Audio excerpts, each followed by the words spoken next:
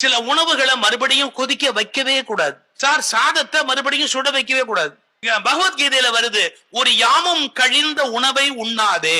சமைச்சு 2.5 நாளைக்கு ஆச்சுன்னா பரவாயில்ல, சாப்பிடு. அதுக்கப்புறம் இல்லைன்னா தூக்கி வெளியே எறிஞ்சிரு. அப்படி இப்ப நம்மாலு ஃப்ரிட்ஜ்னு ஒண்ண கண்டுபிடிச்சு, சாம்பார் மிச்சம் உள்ளவை, ரசம் மிச்சமா உள்ளவை.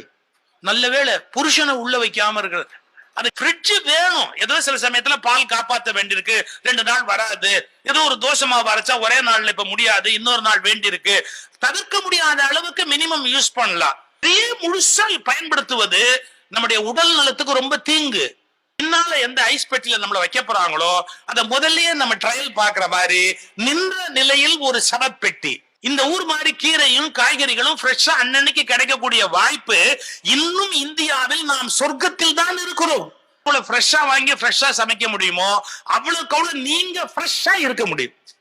பெண்களுக்கு ஒரு கெட்ட பழக்கம் உண்டு.